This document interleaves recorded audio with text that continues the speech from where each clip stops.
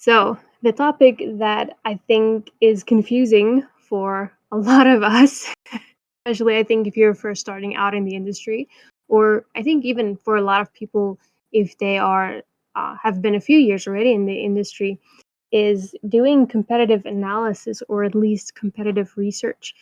Um, and yeah, I know I've struggled with this for quite some time now and only recently gotten a little bit more clarity on it, but wanted to hear others' perspective on it and how they do it.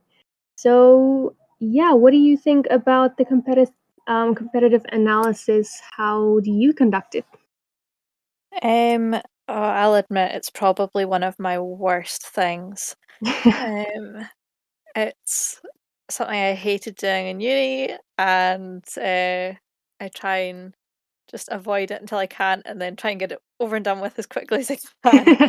Um, but I think I'm really bad for not doing it myself. For clients, I always make sure that I'm actually chatting to them Mm. uh, first. But again, clients can be really bad at being like, "Oh, I don't really know." Because when we think about our own businesses, we only think about the Mhm. good things, and we don't want to think about the pressures. But I think it's from uni mostly that I have the foundations of it. Is I always start with a kind of SWOT analysis, Mm. um, and then I go into whatever the business is, whether it's my own or my clients, trying to break down all of the different niches Mm. that into as many different categories as I can. And Mm. then I look at, well, it depends if it's like a local thing or if it's going to be an online or something, but whatever the environment that the business is in each of those niches, I look at who else is there that Mm. also takes part in that niche. Um, Mm. and then kind of how closely they're related. Um, so a, a good way probably for me to explain it is like personal trainers. So, um, I'll have a look into who does strength work, who Mm. does like body transformations, who does general fitness, um, who does uh like if they deliver workshops, Mm. um, if they're wanting to have a merch line alongside who else has that to kind of Mm. like compare similarities and opportunities in each of those fields. Mm. Yeah, absolutely. And now you're talking about like the different industries and everything, Hmm. where you group the niches and everything.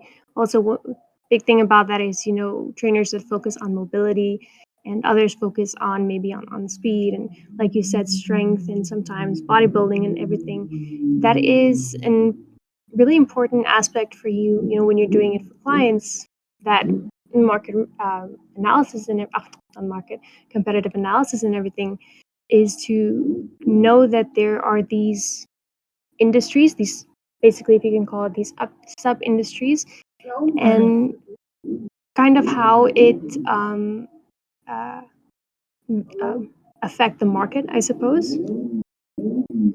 Yeah, definitely. So like as I always believe that it doesn't matter who you're working for, you should always have a good idea of their business in general and the kind of the at least the rough market that their business is in.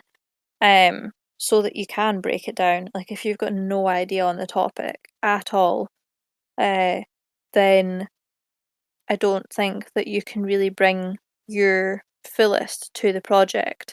So like I myself probably wouldn't take on something that is like, I don't know, a high-end restaurant and stuff because I have no experience in kind of Mm, hospitality, mm, and don't know what goes into each aspect of it. And at the same time, I'm not a frequent customer myself. mm, So because I have no insight, unless I'm able to get a lot of that through um online, through the client, through customers, and it's quite available, mm, then um I'm maybe not the best person to do it. And uh another thing is there's always I think as designers, we always think we have to do everything ourselves as well. Um, like competitive analysis and different parts of your strategy or whether it's copywriting and stuff, that stuff can all be outsourced as well, Mm, which definitely. I think is sometimes a good way to go. Mm. Yeah, Especially absolutely. yeah, especially if it's like a project that most of it you are ideal for, just not the very beginning or not one aspect of it. Mm. Yeah, definitely. And like you said, regarding outsourcing, for example, let's say maybe a client comes to you, a high end restaurant and everything, and you really want to work with the client, but you don't really understand the industry and where you can outsource, the research part of it, the maybe the target market, research, the competitive analysis, all of that. You can outsource that to a designer or a strategist that can do the research, and then they can basically give you, for the lack of a better word, the conclusion of the research that they found, right? Yeah, absolutely. I think it's always good to try and build up a network of people that you can work with in that way, Mm, because it's quite likely that at some point they'll come to you for another part of one of their projects. mm. Yeah, Um, definitely. and in a way, sometimes they are your competitors, but Mm. I like to think of the phrase community over competition. Mm. Um, Yes. I feel like competition always has such a negative connotation around it when it comes to business. Mm. Um, Whereas it doesn't have to be. Mm. Yeah, And definitely. I think as well, one thing I find clients always struggle with it when you're doing the competitive analysis, if you're asking for their USP, their unique selling point, what makes them different to like Mm. space them apart from the competitors, everyone always tries to think of some massive thing, like, and then they'll maybe get panicked if there's 7 other businesses locally that are in that field kind of Mm. thing. Just because there could be 20 businesses locally in one field that Mm. all of them have either a different approach, they offer yes, they offer that core offering all the same, but their extras and add-ons make them different. Um, it could be they're offering the same things but to different audiences, that kind of thing. Mm. I think Yeah, it's a bit, absolutely. Mm. uh not just focusing on the big details. Mm. I think Yeah, is I mean, quite a good it's thing. yeah, and it's I think a thing that we tend to miss a lot, or kind of skim over or not regard as important, is these small details. Whether we're doing research or asking questions or anything like that, we don't really consider the small details. We're so focused sometimes on, it has to be big, it has to be groundbreaking, that we tend to miss the small details, which can sometimes end up making a huge difference. Yeah, absolutely. Um, how what are your kind of stages in your competitive analysis? Mm. Well, I'm gonna be honest. I only recently started setting it up and trying to get around the bush of how to do it. But I actually watched a few videos on how to do it. So I'm trying to apply to my own business. But one thing that I started with, and well, trying to work around, is also finding out how they perform, in the sense of you know how do they do what do they how do they do what they do, how well do they do it, and how do they, um I don't know, maybe this is the same point, but how do they execute their services to their clients? For example, let's say they are designers, how do they serve their clients? Or maybe if I take it back to my niche, let's say, coffee shops, how does their coffee shop work? How is their coffee shop structured? How are they, serving their clients? How are they keeping them, happy? And then basically just looking at their digital marketing, their Instagram or their Facebook or whatever, and looking, but okay, well, how do they perform on there? Do they have specific times that they post? Do they post certain types of posts? Um, do they have like a strategy in place, or are they just doing it maybe because like we're all taught, you have to have a social media presence, so that is why they do it. And yeah, that is basically the few points that I've been working on. And also, like you've said, I've also looked into the SWOT analysis and realized that, or at least the importance of, seeing your competitors' strengths and also weaknesses, and Mhm. seeing where there's opportunities, seeing where there's gaps, and how you can fill them.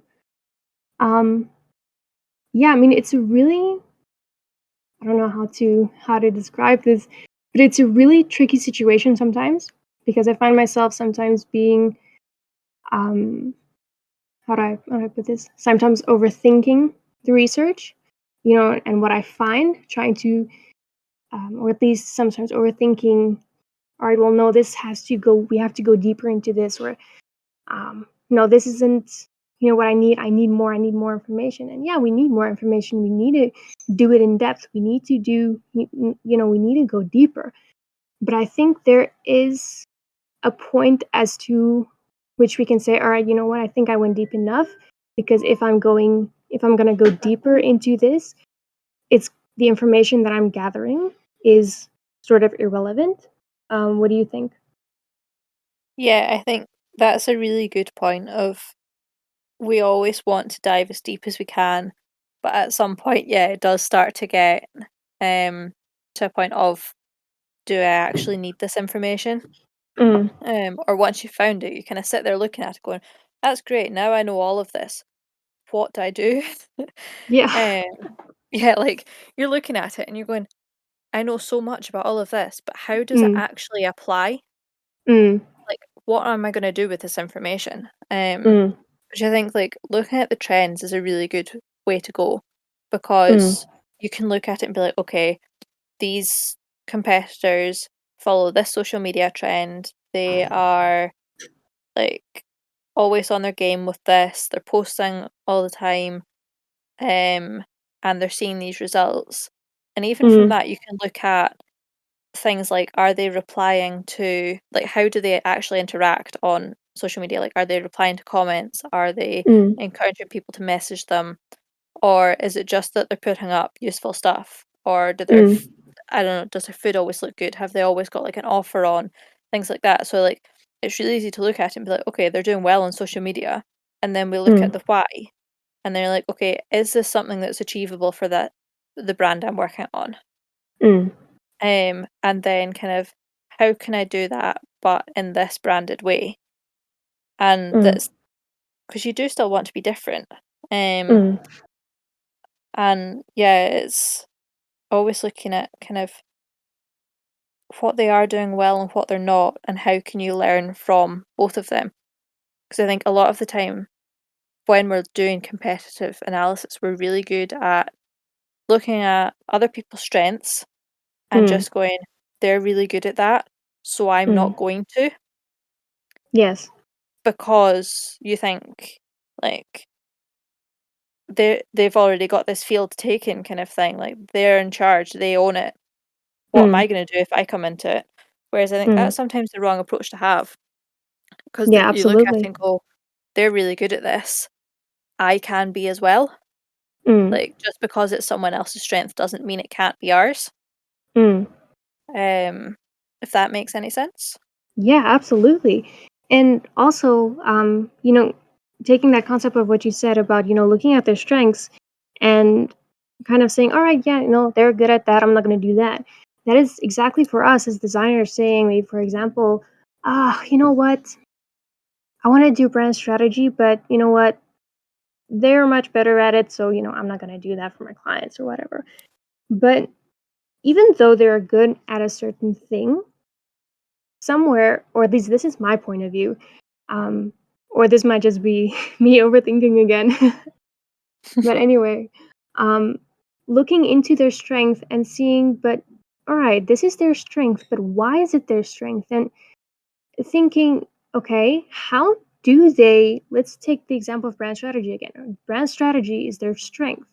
All right. How do they do the brand strategy? Do they have a certain process, a certain technique that they use?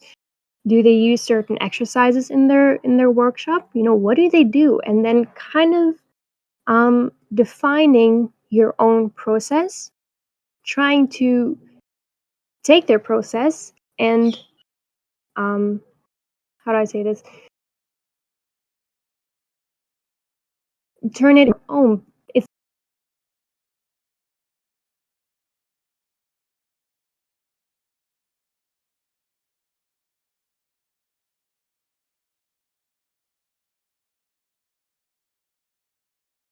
the same. Everyone is doing it this way. I am doing it this way.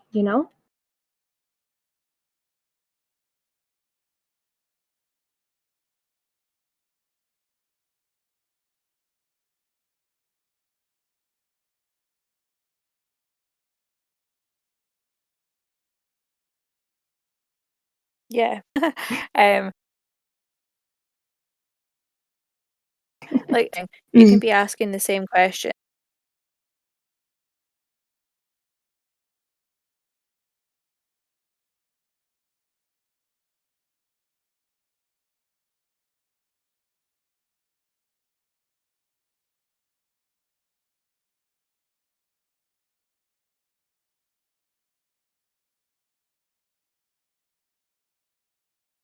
Yeah. Rewrite them in a way that is um, going along with your brand values, your brand Mm. voice that you've created for yourself, and actually in a way that not only you or your client understands, but Mm. is a way that you would normally implement yourself. Mm. Um, and then with your second client, you give out your strategy questionnaire, you get back and you're like, oh, brilliant. I've got so much detail in this, I've got that because I've altered the way I've asked the questions. So Mm. it's literally just, I think, bringing your branding into it or bringing, yeah, your strategy, your voice, who your business is, your personality into it makes Mm. such a difference and can turn what was a weakness into a strength. Mm. Um, so like, yeah, competitive analysis. I think doing a the blah, blah, blah, words, doing a competitive analysis on yourself, Mm. um, as you are now and where you want to be. Mm. Uh, so like sit down with exact. I don't know if you use worksheets or say you're using worksheets for it. Mm. Have two blank worksheets. One of them is my brand now or my client's brand now. Mm. Um, one of them is, and the other one is where I want to be in a year's time, Mm. or where that client's brand wants to be in a year's time, what vibe they want to be giving off, everything like that, what performance parameters they have. Mm. Um, and first off, we're going to be looking at what strengths have we got now, what weaknesses, and kind of being really critical into that. So strengths and weaknesses. Mm. I quite like the SWOT for this because it is a really good way to do it. Um, Mm. opportunities of like you go straight in there and have a look at what your weaknesses are. Not only what Mm. opportunities have you got coming up, as in physical events or trends that may be changing or anything, but what opportunities can you create out of your weaknesses? Mm. Um, but also then, what opportunities can you create by using your strengths? Mm. And then what potential threats are there going to be? Um, what threats are there if your weaknesses continue to stay there? Mm. Um, what threats are there if you like I don't know if you lose some of those strengths or anything like that. Um, Mm. and then sit down and be quite optimistic in the second one of where you want to be. So Mm. what are my strengths? what weaknesses have I changed, but realistically, what ones are still gonna be there? Um, Threats, what might come up, um, and then opportunities, like and that one's quite a hard one to look forward on because you've done the ones of what opportunities am I creating now and what can I create from the weaknesses I have now. Mm, But if you look forward and you think, okay, if I imagine that I am in this place where I've developed a year on, this is where I'm going to be. What opportunities am I creating for myself then? mm, Which it can be hard, but in a way, daydream. Like, mm. there's nothing Yeah. wrong with being very optimistic and ambitious in those opportunities. Um, Mm, I always think that the more ambitious that you're going to be, like, if you can set a plan to that, you're so much more likely to get mm. there. Um, Absolutely.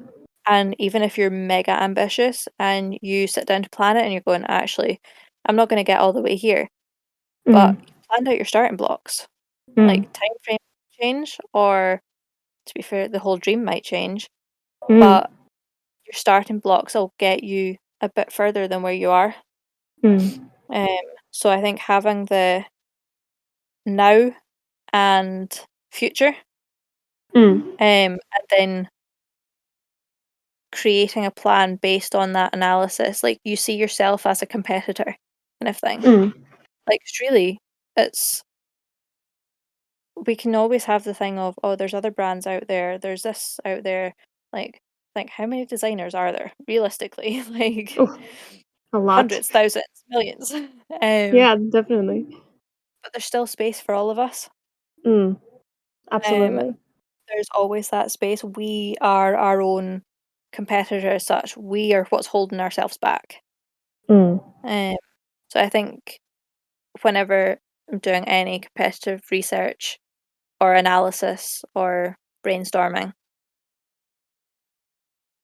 looking externally is important, but mm, looking at the brand or the client themselves mm, is equally as important. mm. Definitely. And let's say, for example, all right, you're working with a client, and or even for yourself, exactly. For example, you're doing the SWOT analysis for their competitors, but Mhm. then you're also doing the SWOT analysis for yourself and seeing what's different, what how it changes, and how would it affect then basically your brand. What do you think about that? Yeah, I think um, it's a very evolving process kind of thing. Mm, So absolutely. when you start at it, you obviously to do a competitive analysis on anything, you need to have a good idea of where your brand is, where you want it to go, kind of thing. Mm, Be that plan in place. But I think a competitive analysis can also be a really good way of creating new avenues.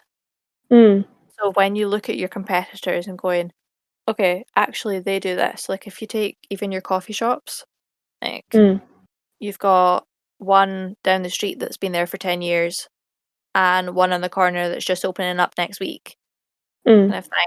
And so they're looking at the one that's been there for 10 years and going, okay, what are their strengths? Like they've got a community base already there. They, um, because they're established, maybe they have like charity links, local events, stuff like that. mm, Um, and you can look and be like, okay, I want to do this, but how? mm, Um, and then you look at, so how do they do it? And how can I make mine different enough that obviously you're not stealing the same idea. You're mm, not, because when you're trying to come in against established businesses, you're not going to immediately come in and take their customers. Um, yeah, no. but you might have a totally different way of doing it. So there might be in-person ones or uh, like an every weekend kind of thing. Mm, Whereas this new coffee shop that's coming in has seen they do these events, they're amazing. And they've gone, okay, mm, I'm going to take advantage of this strength, mm, but I'm going to do it in the way that is more in line with their brand. So they mm, might do an online one, or they might do one that's like an after school kind of thing. Mm. Different things like that. So, and it could like likely it's not something they've even thought about until they've seen the success that another competitor has had with it. Mm. I think that's quite a common thing. Like even if you look at, I think quite a prevalent one at the moment is Instagram Mm. trying to become TikTok. Yeah. So like video, and every platform now is doing it, but every Mm. platform is trying to do it differently. Mm. Um, because they've seen, oh, they've got this strength. We need to play on that. Mm. But a direct copy would then become the new brand's weakness Mm. kind of thing. So they're trying to Absolutely. build it up in a way that is their strength as well. Mm. So yeah, I think looking at your competitors to then expand on is yeah, a really, really good um kind of evolutionary process. Mm. Yeah, Uh, absolutely. And I mean, to like we discussed earlier, to prevent you, going down a rabbit hole and doing competitive analysis for almost a year and going too deep in the nitty gritty stuff, how long would you recommend typically people spend time doing a competitive analysis? um, I think it does depend on every business. Each Mm. will have their own processes.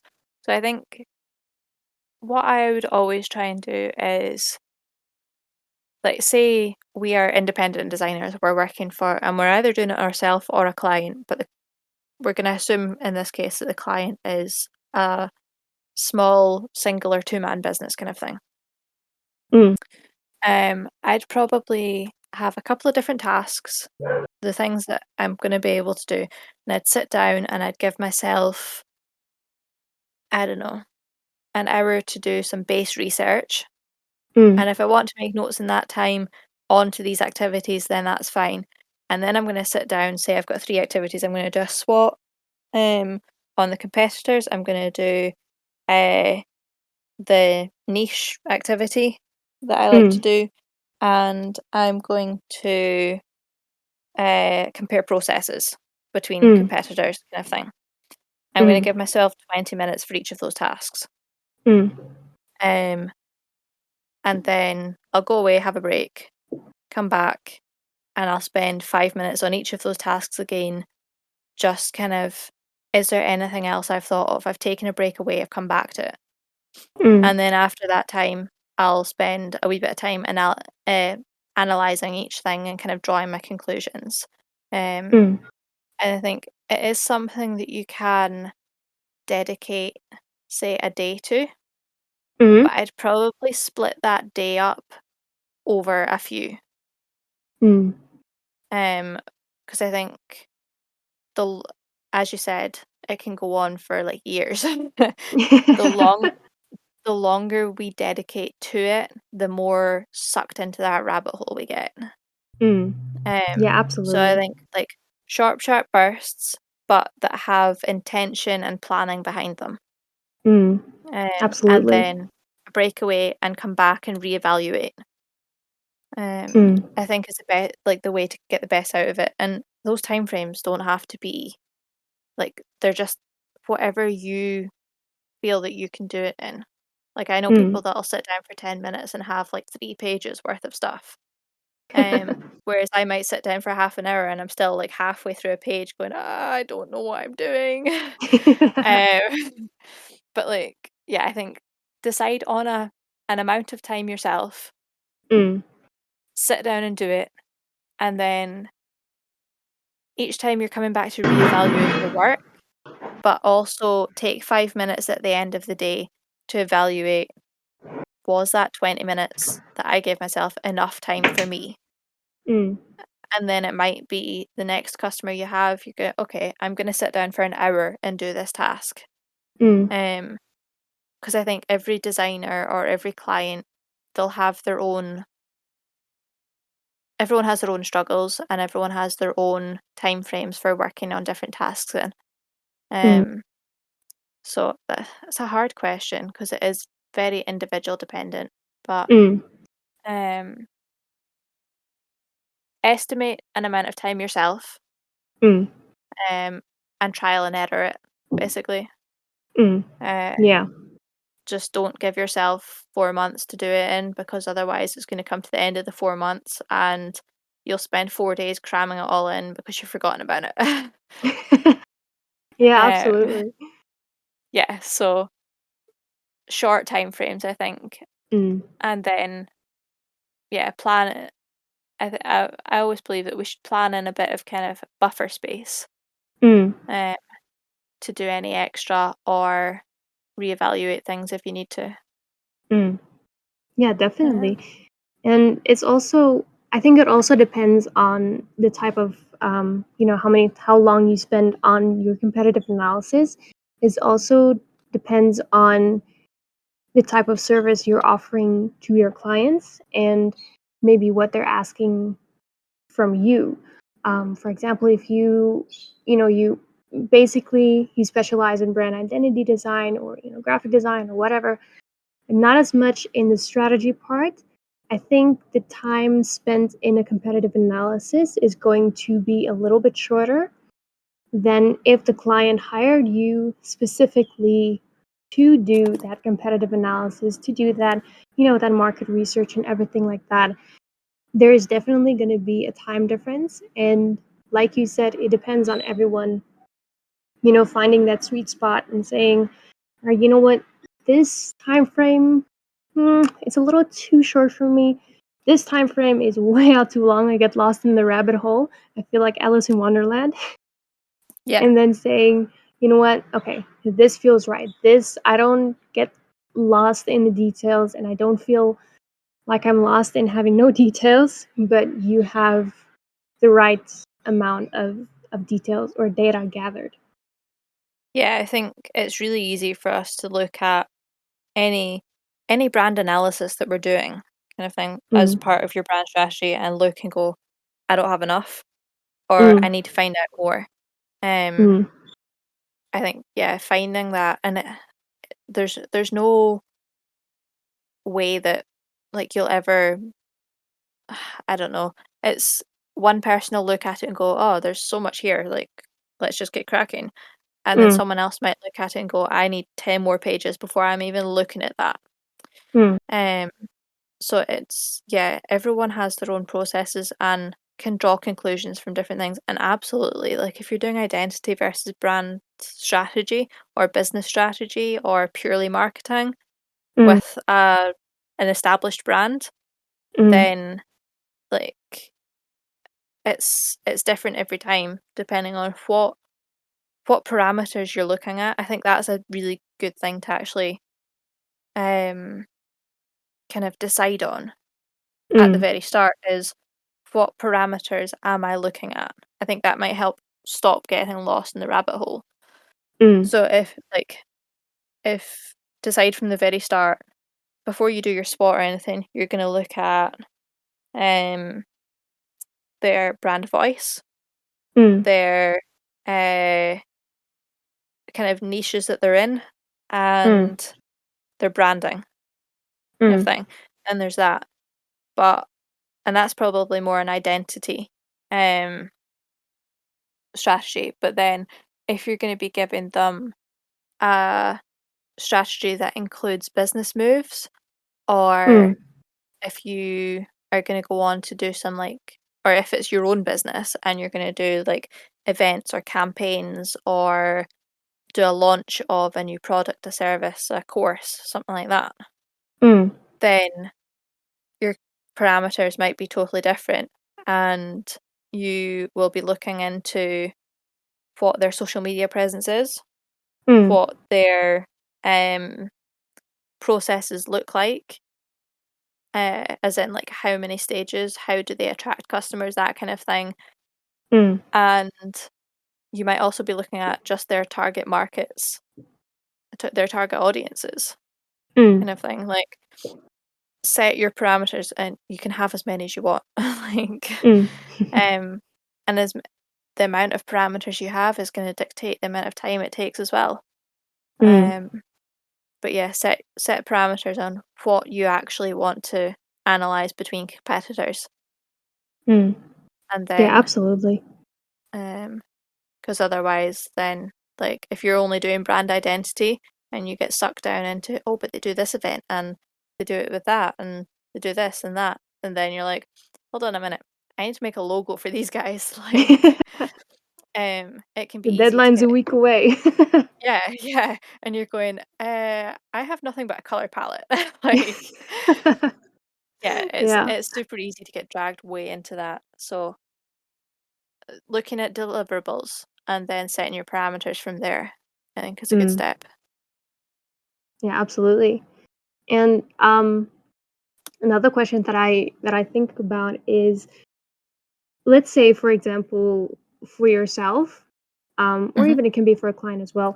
How often would you say that you would do a competitive analysis for yourself as the designer? Because when I look at the industry of design and strategy, it's constantly changing, it's evolving.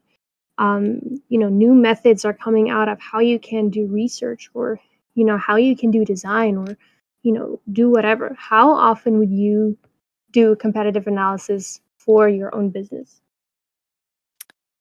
Um, I think that we'll probably do it more than most Mm, because of the industry that we're in. mm, Um, I like to try and have a look at kind of I would do a competitive analysis as part of a brand audit as mm, such, and I think that that's probably a good thing to do every 6 months to a year, mm, and you can decide yourself going into how big that audit's really gonna be, like, how detailed. It can be quite mm, surface level of, "Okay, how am I performing? Where am I going with this? What are my plans for mm, the next 6 months or year?" I think that's quite good for any business to do. Like, what am I doing well? What am I not? Where am I gonna go? And mm, then once you've decided that, or decided, looked at that, then you can mm, kind of be like, "Okay, am I still targeting the audience I want to?" mm, Um, and then having a look at that and then go, "Okay, what are my competitors doing now?" mm, Um, but it could also be like that's quite a surface level. But then if I go into, like, I'm probably going to do one quite soon, that is likely to change a lot of my branding. mm, So I want to kind of have a full, so I'll like almost start from scratch kind of thing. mm, Um, then I'll be going a lot deeper into that, but I mm, probably wouldn't do that again for another couple of years. mm. Um, although as designers, we always hate our branding, so let's see how that goes. Um, Yeah, yeah, I think definitely. it's no kind of set time frame again, but set a period of time for your reflection. Mm, And if you want to call that a brand audit or a review or something like that, and mm, kind of work into that, it could be like you could do a base level one of just kind of planning out what you're doing. It depends. If you're looking at mm, competitor analysis in terms of like social media, that's probably more often. You might be wanting to do that once every month or two. mm, Um, but I wouldn't, it's not something I would spend a week on. It's something I'd maybe mm, spend an hour on as part of my afternoon of content planning kind of thing. mm, Um, but yeah, it's dependent on the activity and uh, why you're doing it. mm. Uh, yeah, Yeah, it, definitely. it's a hard one. And What do you think about it? Like, how often would you do it? I think I would basically say the same as what you said in the beginning. Every 6 months, although Hmm. I haven't been doing it. So recently, I've looked, taken a look at my brand, and kind of just seeing, all right, well, where am I at right now? What am I doing? What am I not doing? And where do I want to be? So I'm putting all of these, I think, how, what you call it, processes maybe Hmm. in place. And I think once I'm done, with everything for my brand, although brand building is never 100% done. I think every 6 months would be a good, um, maybe be a good time frame to just check in with yourself, check in with your brand and see, okay, well, is your brand still aligned with what you believe? Do you still believe what you believed? Um, your audience that you are serving right now, do you want to continue serving them? Or maybe do you want to pivot to another audience? Is your competitors still your competitors? Have you maybe leveled up to a new level where you have different competitors? And for example, in I think it's 2019, I can't exactly remember, when I first started learning with started learning graphic design, I my knowledge was, you know what, $5 for a logo, that is expensive, we can like totally do that. And looking back now, I'm like, oh my goodness, okay, you've got a lot to learn, young child. But Yeah. anyway, and back then, who my competition was, competitions between air quotes, and who my competition is now, it has changed over the years. And if you keep on thinking that your competition is who they are now, in 6 months from now, or a year from now, 5 years from now, they're going to be the same, then you're not going to fully, what's the right word? Maybe allow your brand or your business to grow to that new heights that you want it to grow, essentially. Because if you want to compete with someone, let's say, for example, you're running a marathon or you're running a 100-meter sprint or something, you need to be qualified to run that race. For example, someone who can't run a marathon, they won't qualify to run a marathon.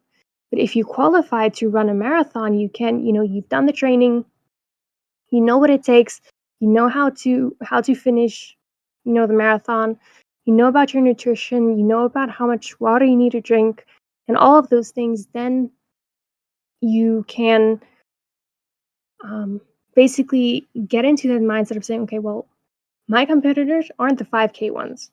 My competitors are the marathon guys.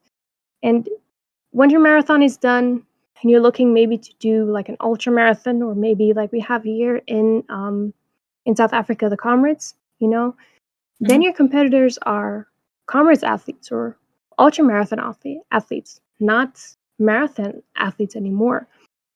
So I think evaluating or reviewing your brand every, once a year, 12 months, 6 months, however, is really important for your brand's growth. So yeah, definitely. Yeah, I think it's, just, yeah, taking it as it comes, like, when you need to, you'll know when you need to. Mm, Um, whether you're just you're running a cafe or a personal training business or you're a designer, like, you'll always know within yourself, or I think you should if you have kind of business, I like a business mind kind of thing, mm, then when things aren't working, that's the kind of thing that a brief review would do. Or I think another good time to do a competitive analysis on, granted, a much smaller scale, mm, but anytime you want to launch a new product or service or anything like that, or bring mm, in an additional target audience or something, I think that's mm, always a good time to do a brief competitive analysis. It doesn't need to be one based on your whole brand, mm, um, but basing it upon that new release, mm, um, or the new step, that if you're changing processes even, like within your mm, business, have a look at who else is doing that and how it works with for them. mm, Um, yeah, I think that's like a mini one as well, and mm, that's just totally dependent on when you're doing it.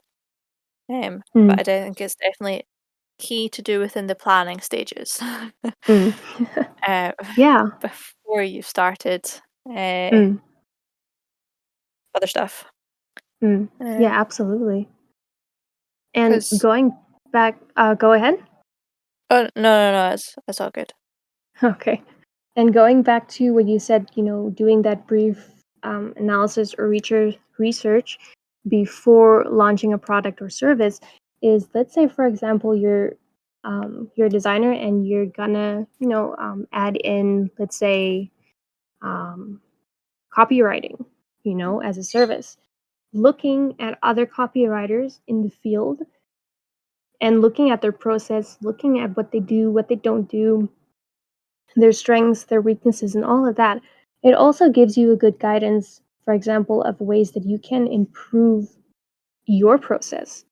Like, let's say, for example, you're moving into brand strategy. You want to offer brand strategy to your clients, make your prices higher by brand strategy.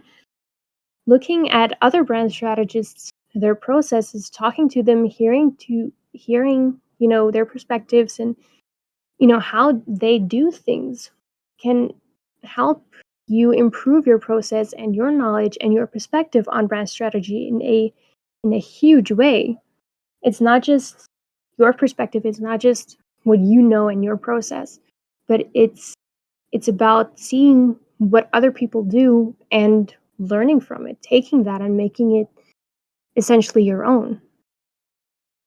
Yeah, absolutely. I think part of it as well is between your reviews and stuff. So say you've Mm, decided you're going to do it once a year. Um, I think it's good to not just completely forget about it in between those times. mm, It's it's always something that in the back of a business owner's mind is kind of going to be happening. mm, Um, so say like you have decided that at the end of the year you're going to start looking into or you want to start offering web design as well as your graphics, mm, then you'll probably start you'll want to have a time frame of like when you're going to start learning, but you want to know who you're learning from. Are they your mm, competitors? Are they like the kind of tier that you want to get to? mm, Who's your entry level, stuff like that. But also throughout the year, you'll be wanting to look of okay, so what platforms are there? Who works with what platforms? And kind of monitor that. I don't think it's not something I'd probably want like plastered all over my Instagram or something, mm, but um to sit not even sit down, just kind of if something pops up, have a nosy and make a mm, wee post-it note or a note on if you've got a document.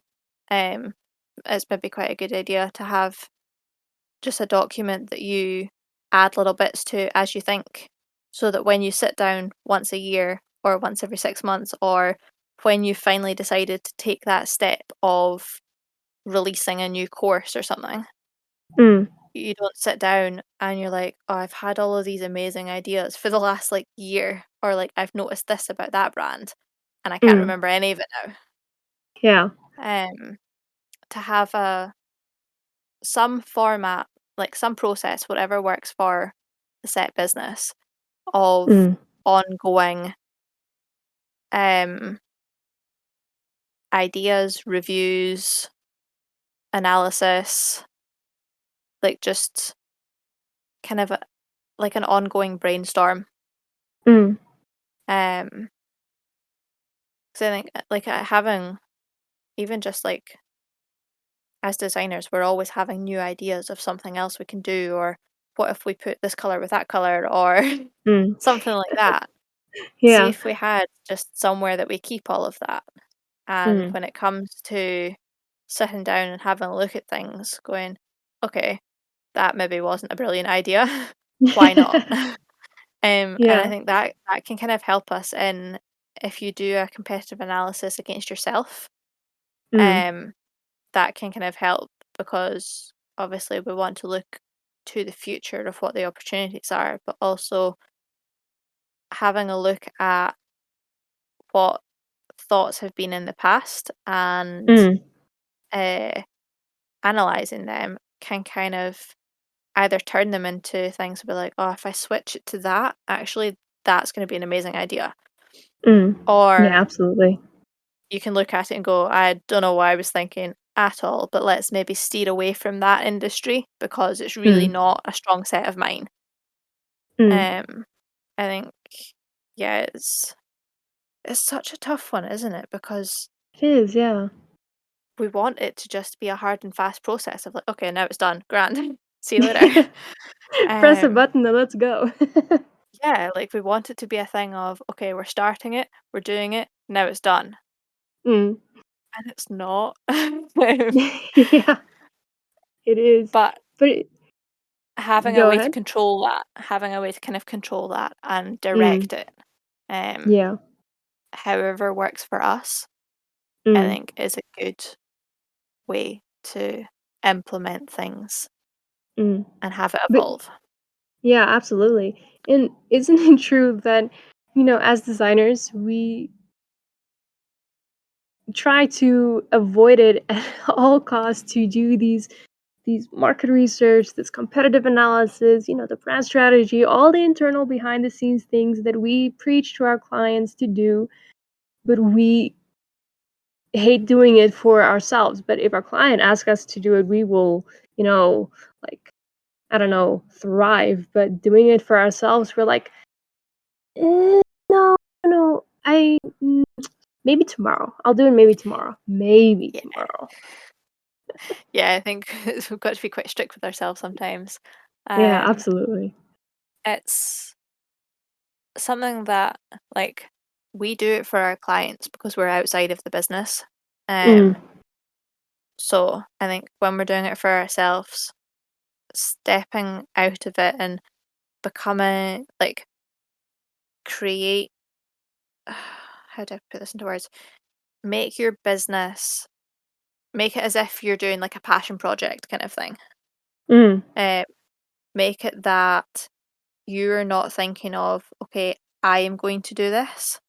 mm, Set yourself outside of the business and be mm, like, okay, I'm looking at business X. Sit down and like, what are the goals for this business? Kind mm, of thing. And literally just like look at it from the outside, take yourself away from it. Um, mm, so in a way you're like, you need to like give your baby up as such. Like this is mm, not my business right now. mm, Um, being like, even if you have to give it a second, like give it an abbreviation, give it a nickname, something like that, and be like, okay, mm, what would I don't know, say for the sake of it, we're calling it Steve today. mm. Um, what's what direction is Steve going in? Yeah, And then you can look at it and be like, actually, no, I don't think Steve should go in that direction. yeah, Like having, yeah, it's or even like give it a persona that's totally made up but suits your mm, brand, and mm, then treat it as if it's a client. mm. Yeah, definitely. I think is it's something that I've found a lot easier to do for my own stuff. Mm, Um, instead of because if I think of like, okay, what is my business doing? I'll sit with a blank bit of paper in front of me for a very, mm, very, very long time.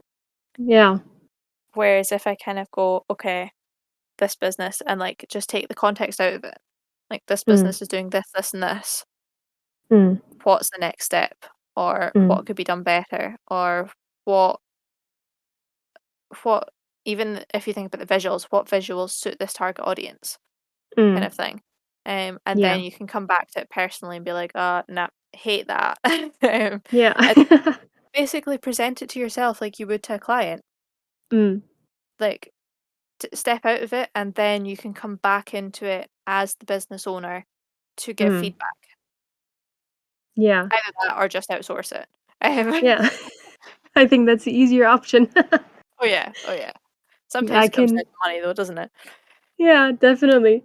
I can just imagine, when you're doing it for yourself and, taking yourself out of the equation, like sending emails from you to yourself, from your business email to your personal email, asking questions and responding and everything and jumping on a Zoom call with yourself and um stepping into these two personas, business owner and slash creator and everything. So it's a funny situation. um, it's a challenging situation, Yeah, And I think sometimes it can be good, like, see if you have the processes for and say it's just brand strategy or your competitive analysis. Say you get your customer involved at the start, yeah, and mm, you have a questionnaire for them.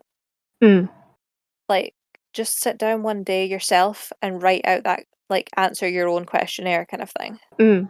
Yeah, absolutely. Um, and then I think that's always a good way to like you said, you don't I mean, it might work for some people if they literally get on a Zoom call kind of thing Yeah. and or sit in front of a mirror and speak to yourself as if you're the client. Mm, But yeah. in a way, you're doing that even just giving yourself a bit of paper with the Mm, questions already on it that you've written previously. mm, So you've done your designer or strategist part mm, of here's the questions I need the answers to. mm, And then even if you have to do it on like a weekend or take it away from the office or like I don't know, go for a walk with it kind of thing. mm, And just even if you record voice notes or anything, just answer the questions as a client. mm, And like, because we all know that at some points we can switch that designer brain off if we want to. mm, We 100% can ignore it when we need to, kind of thing. mm. It's Yeah, just putting definitely. yourself into that environment to be able to do it for ourselves. Mm.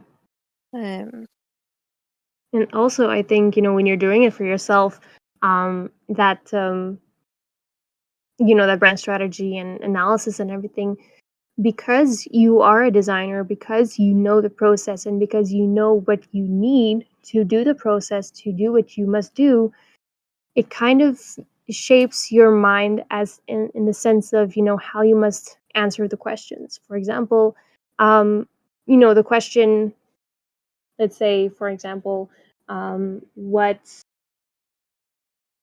what audience do you serve? mhm. Someone, outside would maybe say, "Ah, anyone who might need my service or need my help or whatever."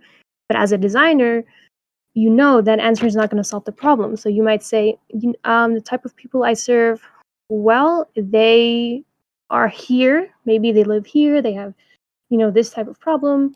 They work in this industry, and you give actually 10 answers in one question, but you know how the question must be answered.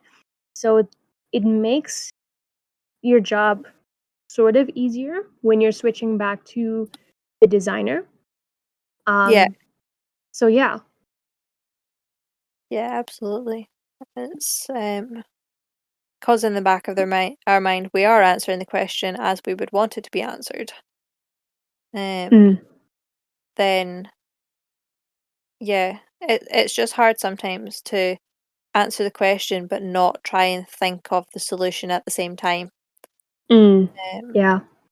or like if it's something that we struggle with, I think sometimes having just two bits of paper, two different colored pens, Mm, something like that, like answer the question and see as you're thinking of like solutions, just put it down in a different color or on a different notepad or something like that, on a mm, different screen, some like anything. mm, Um, if it's something that you can't switch off from, but you know the answers you need to give, it's just keeping yourself on track mm. in a way. Instead Yeah, of definitely. answering one question and be like, "Oh, right, I'm gonna go and do this," and then you come back to it and realize, "Actually, I've still got 10 more to go." Mm. I've just spent 2 hours drafting that thing up that's probably gonna be redundant by the time we're done. Yeah, absolutely. Yeah. Yeah, I think Um, yeah. so yeah, I think, Andy, before we wrap up, is there anything that maybe you want to add or say about, or maybe questions that you have about, competitive analysis? Um, Anything at all? Um, I think the only thing that I would add, because I know I've had troubles with it in the past, it Mm, is it's something that is quite good to, at the very minimum, start with a client. mm, Um, because we can't ever do it like, if you're doing it for a client, it's really hard to not be biased about it if you don't know enough, Mm, kind of thing, if absolutely. you can't put yourself into the client's shoes.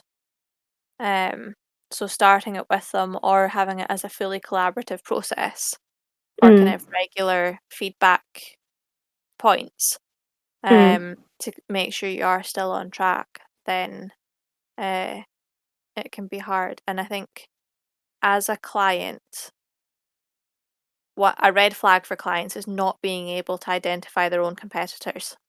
mm. And even in Yes. ourselves, like when we struggle with that, it's something we really need to kind of take ourselves out of and look at just as a business owner instead Mm, of trying to think of the designer side is like as a business, you need to know who you're up against. mm, At the very least, the business name kind of thing, or mm, the style, the niche, anything. If you have a client that's like, "Oh, I don't really know who my competitors are," mm, yeah, it's gonna be more hassle than it's worth. Trust mm. me. Yeah. It's, get them to do their own research and come back at the start. You Mm, can go into further research, but I'd never do the whole lot for them because they'll never be happy mm, with what you give. Um, because at the end of the day, you're not the business owner. It's not like I don't know if that makes sense. mm. Um, Yeah, no, totally. yeah, they need to be able to give the answers or at least be guided to the answers Mm, themselves. yeah. Um, because otherwise you're gonna have a very difficult job and lots of revisions, and they'll Mm, change their mind in 6 months' time. yeah, absolutely. And also, if they don't know, number one, who they are, or number two, who they serve, or number three, like who their competitors are, like you said, you're gonna have a tough time, telling them, well, this is your competitors, because if they don't know who their competitors are, they cannot tell you who their competitors are, and you as a designer, as the brand designer, the one they hire to create an identity for them to stand out against their competitors, you're not going to know where to even start looking, and how to differentiate them. So I think a big thing, when doing the competitive analysis, but before doing it, is asking the client, what, think about these questions. Who are your competitors? Who are you? Who are your business? Asking them these questions, forcing them to think, to spend time on it, and then getting back to you and saying, you know what, I thought about it, and this is who we are as a business. This is our competitors, and this is what we specialize in. Giving in a good way, forcing them to think about their business in a different way, if Yeah, that makes any sense. yeah, 100%. I think, yeah, it's such a key thing. Um, if you don't have the basics, you can't go deeper. Mm, Yeah. yeah, absolutely. I can't believe that we have actually spent an hour. Like, it doesn't feel like an hour. Right? Just chatting about this. Yeah, and you know what? That is what I love about these knowledge-based discussions is, you choose a topic like today, competitive analysis, and you start with one question, and the conversation, it just develops into something, and then it goes branches off into a different aspect of the conversation. Then that concept branches off into something else and something else. And there is honestly so much information that comes out of these sessions, and it personally has helped me a lot in the past. And yeah, I mean, this is amazing how conversation just, develops.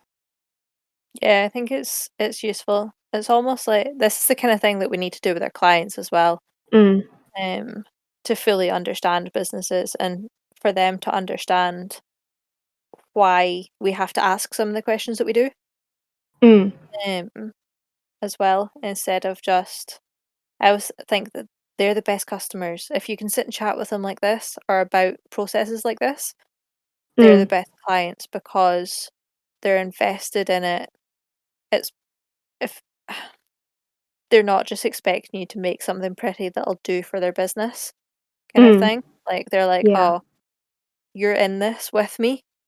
Mm, Like, this is part of the journey," and it's something that they're really invested in, and it's usually ones like, they're usually the brands that you're gonna see go far, mm, absolutely. Yeah, rather than the definitely. one that's like, "Oh, can you just, give me a logo for, like, £200?" This was the kind of thing I was thinking of, like, "I'm just Yeah. gonna let you do what you want, this is, like, what I do, and that's it. See Mm, you later." yeah, absolutely. And then you Yeah, just kinda no. sit there and scream for a little minute first, and then you're like, "Okay." Oh, man. That is so accurate. Yeah. Oh, it's Oh my goodness. the questions that Um, need to be asked. yeah, absolutely, and, oh, this actually reminds me of one day, I think it was a year ago or something, when I sat down and I also, went through my brand strategy and everything and tried to define it a little bit for myself.